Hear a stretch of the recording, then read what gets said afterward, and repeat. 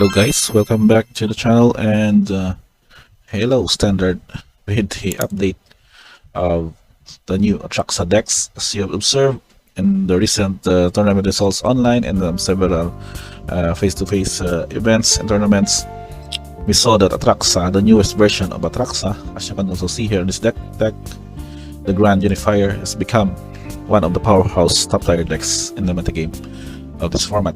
And so what this deck list that we're going to discuss today goes with a semi-tribal approach in the form of angels. As you can see, Atraxa is also an angel, but very much of a correction version.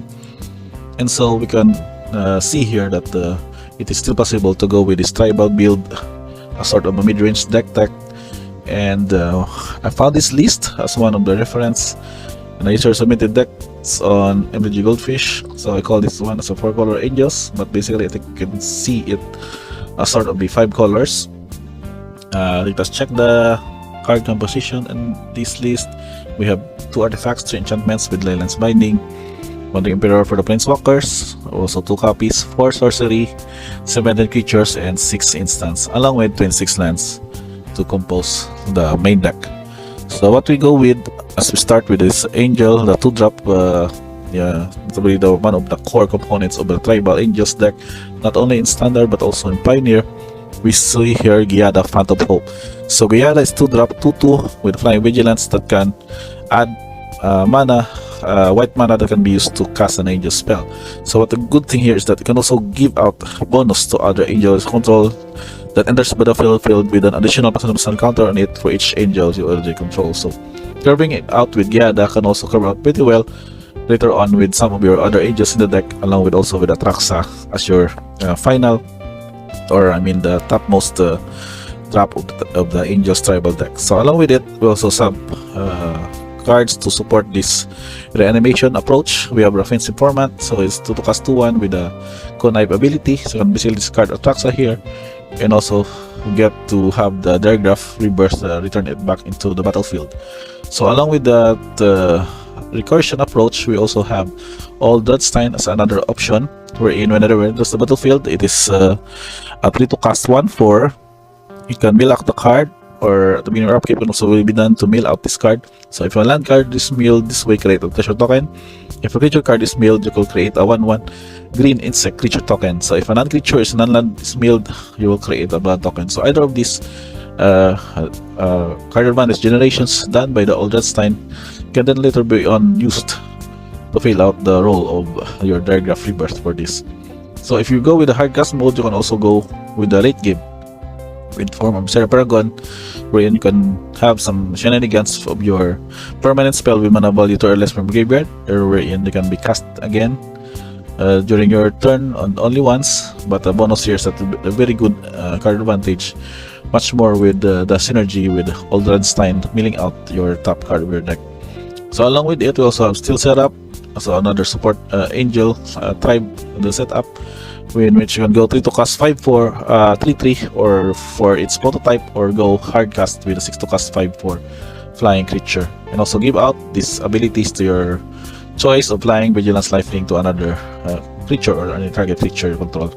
So last but not the least, we check again with Atraxa why she is the one of the popular Grand Unifier card in this format, because of its ability to reveal the top 10 cards of your library, and for each card type you may put a card in your type among the revealed cards in your hand, and put the rest at the bottom of the library in a random order. So those card types, as you can see here, we see a variance of artifacts, enchantments, planeswalkers, nursery that can also be used to put into your hand to basically card drawing them as the Atraxa's ETB trigger resolves. So what would these choices would be preferred here, because of support cards and also acting as path removals with your Leyland's Binding and instants. As you can see, Record Buster also give the 2-drop card draw early on, and also be used as a 4/4 attacker, as much as after drawing out most of the cards. Leyland Binding is an instant or flashy domainless spot removal for an permanent, and in addition for the instants are your Destroy Evils, 2 copies, wherein where it will not only destroy a creature with toughness 4 or greater, most likely other Shouldreds or other Atraxa from your opponents, but also have to destroy necessarily relevant enchantments. And along with it, go for the throat, since destroy target creature is quite relevant now in this metagame, along with Shouldreds Edict, wherein it can also kill out a specific non-token creature, a token creature, or a planeswalker. So 2 copies of those, the total of 6 instants for this. And another support planeswalker here is the Wandering Emperor, as the ability Spore Size can basically good in any combat tricks, spot removal by exiling top target creature, and putting +1 counters, and also creating a board with your 2/2 white samurai creature tokens with vigilance. Now for the Dragon of Rebirth, why it is 4 copies in this build. So this sorcery costs 1 less for each creature that died this turn. Not really much of killing off or combat damage trick, but the thing here is that it is a 5 to cast, return target creature card from the graveyard to the battlefield.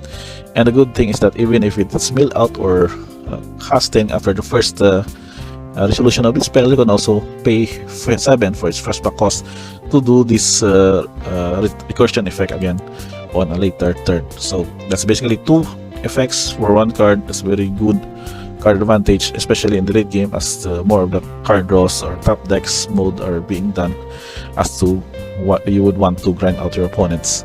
And last but not the least, for your lands, we have some several distribution here with some of the pain lands from the Venaria, and also Brothers War to do the mana fix, and also some slow lands. For instance, this is Death Cup Blade from Crimson Bow, also with the basics obviously, and Lenora Waste again, that goes with the mana fix for pretty much making sure that you have some untap lands during your turns, so that you will be able to cast out. And along with the help, also 2 copies of Plus Sub Heroes. As you can see here, it can also be used to cast mana Omnicolor among legendary permanents you control, to cast that spell, and also have this necessary effect if needed to have target legendary creature gains hexproof and indestructible until the end of turn. And last but not the least are thus your Triumphs or your Trilands from Capena in the form of Raffin's Tower, and the new card Reservoir's Ticket from Atraxa Old B1. It's a good 1 drop for a 2 mana cost, and also some of these other fixes in Shadow Sanctum for black-white, Parasite Quarters, so sort of a band color, and lastly Swamp. And that's basically it for the 26 lands. As I've seen at the sideboard, I think that was still quite I'm not sure if tested or finalized, but we would expect more of some counter spells, some specific discards like Duress, and other spot removals that could add to effect of this, and to go grindy in the late game. And last but not the least, your mana curve average mana value is 3.82. That goes with most of the mana cost goes with 3 and 4 and 5 up to the 6 mana value, as you are going to curve out well much more with your Emperors and your Dragon of Rebirth to return Atraxa from your graveyard to the battlefield. Color distribution is most likely composed of white, black, and green. So specifically blue is the least color here, but the color support is pretty much even and well supported, with 18 for black producers, 23 for white, 16 for green, and lastly 12 for blue.